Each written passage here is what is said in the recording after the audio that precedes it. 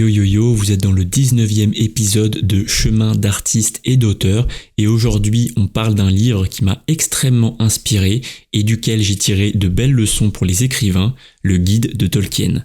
Sur ce, je vous souhaite une bonne écoute et je vous dis à bientôt.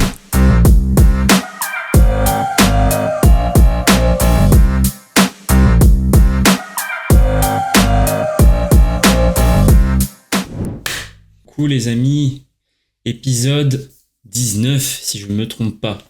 Et aujourd'hui, nous allons parler d'un livre que j'ai fini récemment, qui m'a été envoyé par les éditions Actu SF et que j'ai été très content de découvrir.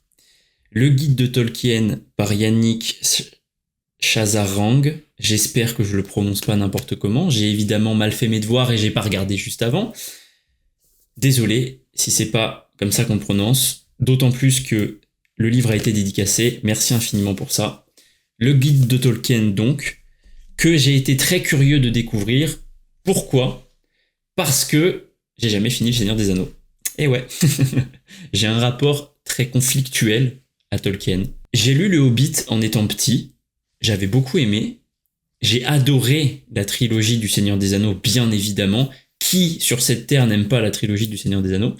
Je vous le demande. Et pourtant, j'ai jamais réussi à finir les livres. Pourquoi ? Parce que les descriptions prennent une place tellement importante dans le début que ça m'a complètement sorti de l'histoire. J'avais vraiment l'impression de perdre mon temps. Ça remet en cause en rien la qualité de la plume de Tolkien. C'est peut-être l'un, si ce n'est le plus grand écrivain de fantasy que la Terre ait connu. Mais c'est quelque chose qui matchait pas avec moi, j'arrivais pas à en profiter. Bon, vous verrez au travers de tout ce que je vais pouvoir vous raconter que ça a un peu changé, mais dans les faits, avant de commencer ce livre, j'ai jamais lu Le Seigneur des Anneaux, je connais pas plus que ça la vie de Tolkien, et je suis très intrigué d'en découvrir plus. C'est pour ça que j'ai énormément apprécié la lecture de ce livre. Et parenthèse d'ailleurs, j'ai dit la trilogie de Peter Jackson, la série Les Anneaux de Pouvoir, pour moi c'est un no-go absolu, voilà, je suis désolé. Je sais que certains d'entre vous l'apprécieront probablement, mais moi j'ai vraiment pas aimé. Je trouve qu'il y a trop de faiblesses scénaristiques en fait. Ça raconte rien, et même dans les choses que ça raconte, ça se trompe. Pas au sens Tolkien du terme, juste au sens créer une histoire qui se tient, quoi. Enfin bref, parenthèse fermée, désolé à ceux qui ont apprécié. Et écoutez, finalement, tant mieux que vous ayez aimé cette série. La seule personne que ça emmerde ici, c'est moi. C'est moi qui regarde un truc que j'ai pas aimé. Et si vous avez aimé, tant mieux pour vous, et profitez du fait que vous l'ayez aimé. Bref, je vais vous parler du guide de Tolkien. Je vais pas vous raconter ce qui est écrit dans ce bouquin. Qui de mieux que l'auteur pour vous... lisez tout simplement. Moi, ce que je vais faire, c'est que je vais vous dire ce que ça m'a inspiré, ce que ça m'a évoqué, et toutes les leçons que j'ai pu en tirer pour toi, pour moi, pour les écrivains et écrivaines. Voilà. Parce que, pour moi, il y a de très très belles leçons là-dedans. On va parler de plusieurs choses. Des inspirations, en petit 1. Du hasard, en petit 2. De l'impact, en petit 3. De la perfection, en petit 4. Et de l'immortalité, en petit 5. Vous pouvez voir que je suis extrêmement organisé aujourd'hui. C'est vraiment dingue. C'est vraiment dingue. C'est faux. Je suis absolument pas organisé. Les inspirations donc. Ce qui m'a marqué dans les inspirations de Tolkien, c'est qu'en fait, on les retrouve dans beaucoup d'inspirations des auteurs. Déjà, les premières inspirations, c'est évidemment les auteurs que lui a lus. Il y a notamment un passage où on raconte à quel point Shakespeare l'a inspiré. Notamment une phrase de Macbeth sur « Je ne suis pas un homme » là. Et en fait, c'est une belle manière de se rappeler que même les plus grands auteurs sont aussi inspirés. Et que c'est bien, ouais, on a le droit d'être inspiré par d'autres auteurs. C'est plutôt bon signe, voilà. Ça, c'est la première inspiration qui m'a marqué, parce qu'elle résonne en beaucoup de nous, et elle rejoint parfois un manque de légitimité qu'on peut avoir, qui est « Ah ouais, mais je suis inspiré par ça, ça va trop ressembler, c'est pas bien, machin. » Non, au contraire, c'est bien d'être inspiré. C'est bien d'être inspiré. C'est la première étape pour trouver son style d'ailleurs. Au début, on copie, puis on s'inspire, puis on invente le nôtre finalement. La deuxième inspiration forte de Tolkien qui a beaucoup résonné en moi, c'est la nature. Il est expliqué qu'il est extrêmement inspiré par la nature et que c'est pour ça qu'il y a autant de descriptions. Et ça m'a touché. Parce que du coup, ça me donne un rapport différent aux descriptions. Tu vois, j'y vois sa passion. Et donc, c'est ça qui m'a donné envie de relire Le Seigneur des Anneaux, parce que je me dis, ah, maintenant, les descriptions qui m'embêtaient, bah, je vais les interpréter autrement. Je vais les voir comme une expression, une évocation de la passion de Tolkien, des inspirations de Tolkien pour la nature.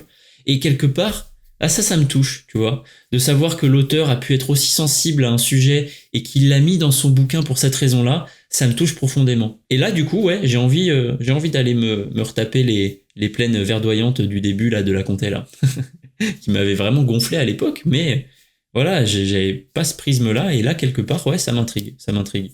Et d'autant plus que ça résonne énormément en moi, parce que, pour moi, la nature, et d'ailleurs, c'est ce que j'écris en introduction du magazine Ose écrire, c'est que la nature est la première créatrice de ce monde. Mère Nature est la plus grande créatrice.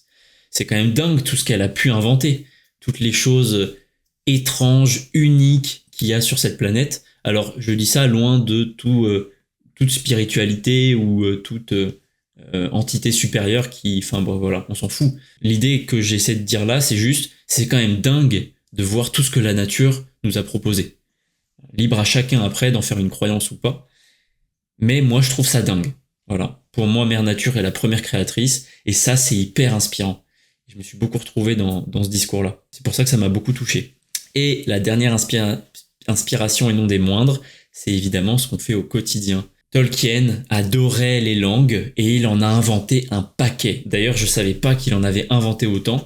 Je vais pas vous faire la liste, mais il y en a beaucoup. Et quelque part, c'est ça. Voilà. Les livres qu'on écrit, c'est un mix de tout ce qui fait nous, en fait. Et c'est pour ça que, en étant unique, vous êtes les seuls à pouvoir écrire le livre que vous avez envie d'écrire. Et en plus, si je ne dis pas de bêtises, mais il me semble que sa passion pour les langues était une passion d'enfant. Oui, c'est ça. Tu vois, c'est une passion de son enfance. L'enfance influence fortement la créativité. Bref, vous me direz en commentaire s'il y a des passions d'enfance comme ça qui vous marquent au point que ça ressort toujours dans vos textes. Moi, c'est les animaux. Les animaux, il y en a dans toutes mes histoires. Bon, dans Carnoa, évidemment, puisqu'il y a littéralement des ours et des taureaux. Dans les deux peuples, il n'y a pas d'humains, donc voilà. Mais dans tous les autres aussi. Voilà pour le point numéro 1 et les inspirations. Numéro 2, le hasard. Le hasard. Et ça, je le dis à chaque fois, j'en ai fait un épisode entier où je parle du fait de quand on fait des choses qu'on aime, ça nous place forcément dans des situations où le hasard sur notre route va nous faire rencontrer des gens, va nous faire voir des choses qui vont résonner avec ce qu'on a partagé, et paf, ça fait des chocs à pic. Je garde cette formulation, elle est exceptionnelle. Et ben Tolkien, je ne savais pas, mais l'histoire du Hobbit et du début des Hobbits, qui est finalement une succession de hasards, fait que ça n'en est plus à un moment. Parce que quand t'as autant de hasards, c'est bien que t'as pavé ta route de plein de petites graines qui font que. Et je vais vous lire le passage juste. Pourtant, il s'en est fallu de peu que l'on n'y ait jamais accès. Si Tolkien n'avait par exemple jamais eu l'idée de faire circuler son manuscrit parmi ses étudiants et étudiantes, si une assistante d'édition n'avait pas été amie avec l'une d'elles, si un éditeur n'avait pas fait aveuglément confiance à son fils, bêta-lecteur, pour publier cette histoire peuplée de créatures jusqu'alors inconnues. C'est dingue quand même de voir la succession de hasards qui mène à un des plus grands livres de l'histoire de l'humanité. C'est bien pour ça qu'il faut partager en fait. Mais pas dans le but de se dire « ouais, peut-être que machin va regarder mon livre et que... » Non, juste par le partage, ça vous fera forcément rencontrer des gens qui vous permettront d'avancer dans la direction dans laquelle vous voulez avancer. La seule problématique, c'est que vous savez pas vraiment où va vous mener ce chemin. Mais c'est ça qui fait le pimento, tu vois. Voilà. Putain, j'ai eu un flashback en disant pimento. Ça m'a rappelé Brooklyn Nine-Nine. Et je sais pas si vous avez vu cette série, mais je l'ai trouvé absolument génial. Génialissime, je dirais même. Putain, ça me manque. J'ai presque envie de la regarder, là. Ouais. Putain, je vais devoir faire le choix entre mon rêve, c'est d'écrire un livre ou de regarder Brooklyn Nine-Nine. Ah, choix cornélien. Donc, le hasard, toujours le hasard. Fais ce qui te passionne et voilà le destin qui frappe à ta porte. C'est ça m'a évoqué. Maintenant, et pas des moindres, le sujet de l'impact de Tolkien. En fait, c'est fou de voir comment l'histoire d'un seul homme a bouleversé autant de gens et a créé autant d'emplois, finalement. C'est dingue le nombre de personnes qui travaillent grâce à Tolkien aujourd'hui. Et ça brasse très très large. Et je me suis noté quand même, tu vois, illustrateur, écrivain, jeux vidéo, jeux de rôle, musicien, cinéaste, scientifique. C'est quand même génial. C'est quand même génialissime. N'ayez pas peur de publier votre livre, n'ayez pas peur de le partager. Je le répète à chaque fois, mais l'effet papillon qu'a un livre sur le monde, c'est absolument inquantifiable. Peut-être que quelqu'un lira le livre là que vous avez peur d'écrire dans 5, 10, 15, 20, 50 ans et ça changera sa vie. Ce truc-là, vous pouvez pas le mesurer. Mais par contre, c'est sûr que ça arrivera. Votre livre marquera quelqu'un un jour et ce qui est fantastique, c'est que ce quelqu'un ne sait pas que votre livre était le livre qu'il avait absolument besoin de lire pour changer sa vie. Et d'ailleurs, il y a un passage très marquant que j'ai adoré, que je vais vous lire. Le professeur croit cependant dur comme fer à la vocation démiurgique des auteurs. Alors, je ne sais pas si la phrase veut totalement dire ce que moi, j'en ai tiré comme leçon, mais je vais quand même le partager. Déjà, petite parenthèse, Démiurge, c'est un personnage de mon premier livre, et je ne savais pas que Démiurge était un mot, que ça voulait dire quelque chose. Ça veut dire le créateur d'univers, le créateur de monde.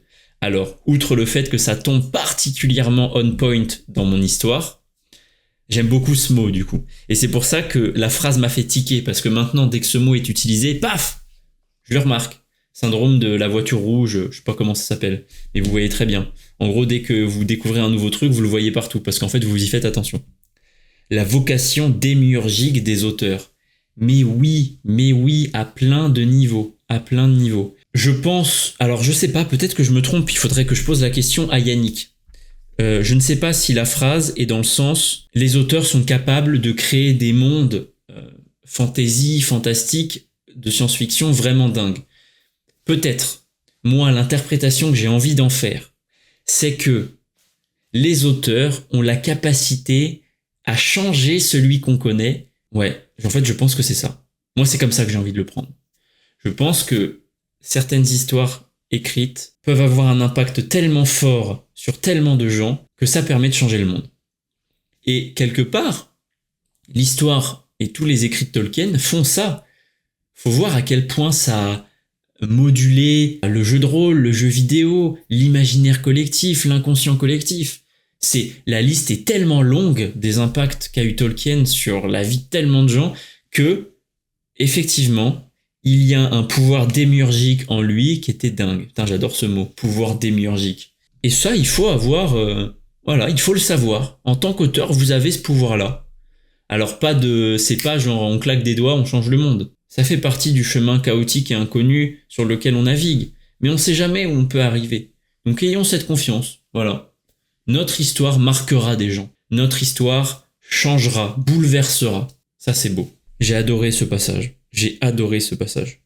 Voilà ce que j'avais envie de dire pour le point numéro 3 et l'impact de Tolkien sur nos vies.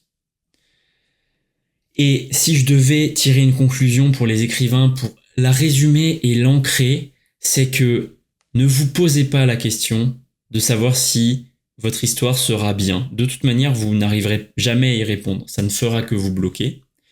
Et surtout, c'est très difficile de se rendre compte à quel point votre histoire impactera le monde.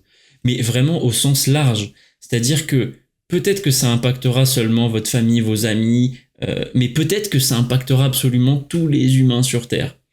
Et ça, c'est pas mesurable. Donc autant pas se poser la question. En ayant ça en tête, quelque part, tu vois, de manière provocante, comme j'ai envie de le faire à chaque fois, c'est pour ça qu'il faut pas garder ces bonnes idées en tête. Vous êtes le seul à pouvoir les raconter. Racontez-les. Voilà. Maintenant, 4e point, et pas des moindres, qui parlera beaucoup aux gens qui adorent la fantasy, la perfection, le world building. Est-ce qu'il y a mieux que Tolkien en termes de world building. Peut-être. Peut-être. Toujours est-il que ce qu'il a fait est absolument dingue, qu'il y a encore des travaux d'archives qui sont faits sur certains de ses écrits, on n'a pas tout compris, et je trouve ça dingue. Et un peu triste. Un peu les deux. Je m'explique. On pourrait croire, en voyant ça, qu'il faut passer des mois, des années, des dizaines d'années à construire son univers pour écrire une histoire. Tolkien a passé sa vie à bâtir son univers. Il est mort, il n'avait pas fini de bâtir son univers. Et il aurait vécu 250 ans de plus, je suis sûr qu'il n'aurait pas fini de bâtir son univers. C'était le travail de toute sa vie. C'était finalement son legs au monde, quoi. La seule chose qu'il a bien faite, c'est que ça l'a pas empêché d'écrire des histoires. C'est ça qu'il faut garder en tête. Il ne faut pas attendre que notre univers soit parfait pour écrire des histoires. Alors, je dis il ne faut pas. On n'est pas là pour respecter des règles, chacun fait comme il veut. Mais c'est dommage, je pense, aussi au regard de l'impact que peut avoir une histoire, de ne passer son temps qu'à faire du world building. Je pense qu'il faut, en tout cas, il faut s'interroger sur la volonté qu'on a, qu'est-ce qu'on a envie de faire. Si on a envie de raconter des histoires dans notre univers, si on a envie de les partager, si notre rêve c'est d'écrire un livre, eh bien je pense qu'il faut garder ça en tête quand on world build, pour faire un peu de conjugaison franglaise. Et en se questionnant comme ça nous permet de trouver un juste équilibre entre raconter des histoires et faire du world building. Et rien nous empêche, une fois que l'histoire est terminée, de compléter le world building. Et même si on se trompe, c'est pas grave, on peut pas être parfait. Et d'ailleurs, Tolkien, il y a des choses qui ont changé dans son univers. Il y a des choses qu'il a changées. Il n'est pas d'accord avec lui-même. Et c'est normal, on évolue. Quand on construit un univers sur des années et des années, c'est normal d'évoluer. C'est normal. Donc voilà. Ne poursuivez pas la perfection, vous ne l'atteindrez jamais. Par contre, écrivez des histoires, parce que ça, c'est sûr que vous arriverez à l'atteindre, d'écrire des bonnes histoires. Et je m'étais noté, parce qu'en fait, c'est là que je disais que ça me rend un peu triste, c'est que il faut écrire, sinon il ne pourrait rester que des notes. Ou du moins, il faut faire l'effort de ne pas attendre que ce soit terminé pour écrire. Sinon, on meurt et on n'a pas écrit une ligne. Et ça, c'est quand même extrêmement dommage.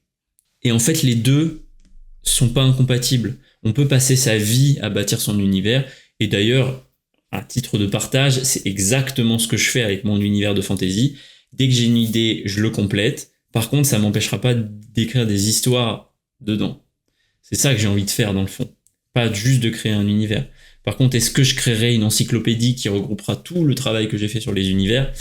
Bien évidemment que oui, mais après avoir écrit des histoires. Et ça m'a terriblement marqué quand j'ai lu le guide de Tolkien. C'était vraiment ce rapport à la perfection qui est hyper admirable. Et heureusement qu'il a pas fait que ça. Heureusement qu'il a pas attendu d'avoir fini de la création de son univers pour écrire des histoires. Vous imaginez, sinon on aurait raté le Seigneur des Anneaux, quoi. On aurait raté le Hobbit. Et putain, à chaque fois je reviens sur cette histoire d'impact, mais imaginez s'il avait pas écrit ce livre, à quel point le monde serait différent.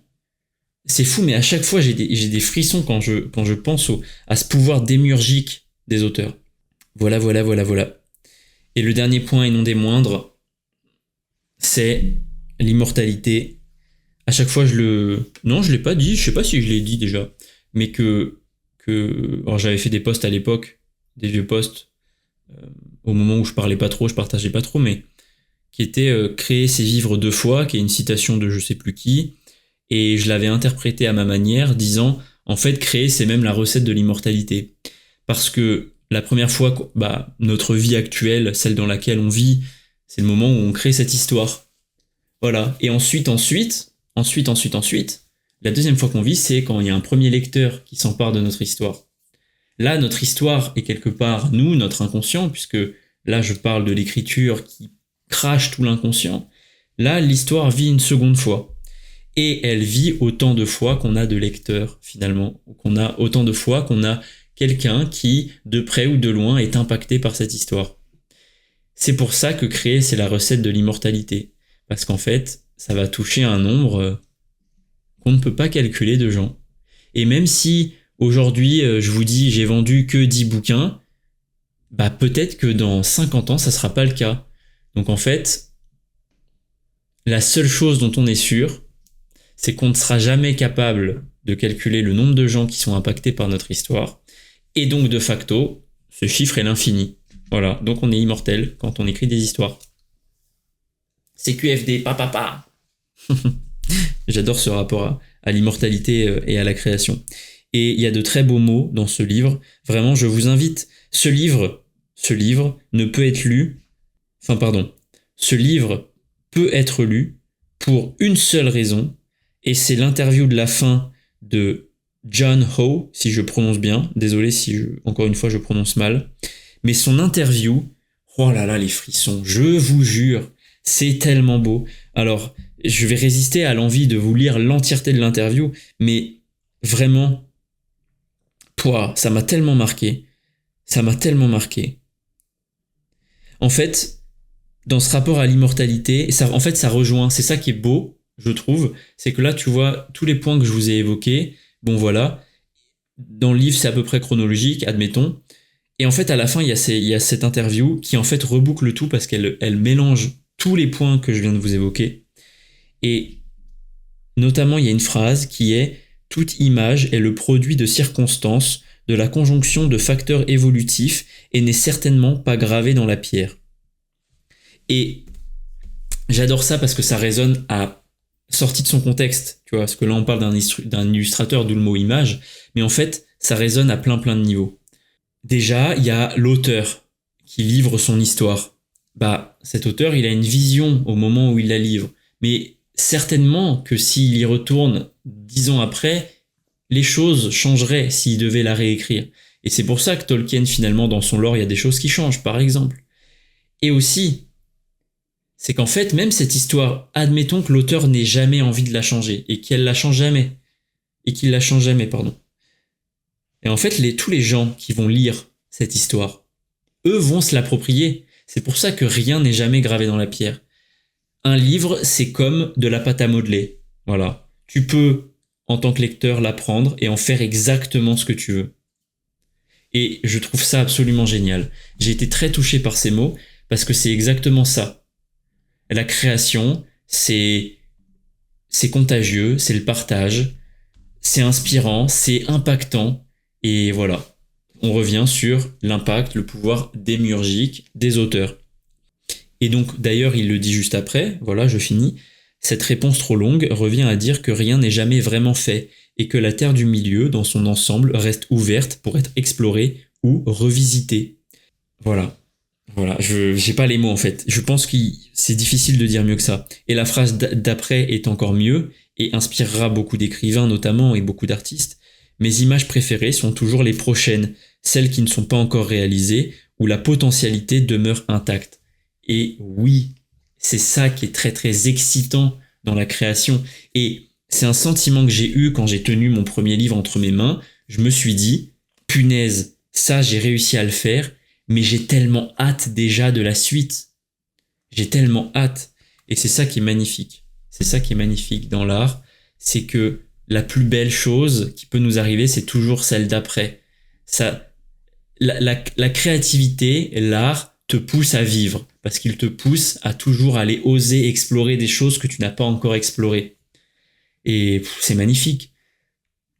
Écrire, c'est ça. Chaque ligne, chaque page, chaque mot, chaque tout est un nouveau pas vers la vie. Vous voyez, j'ai même du mal à m'exprimer tellement ça me touche. Et je crois que j'ai pas grand chose de plus à dire sur ce livre.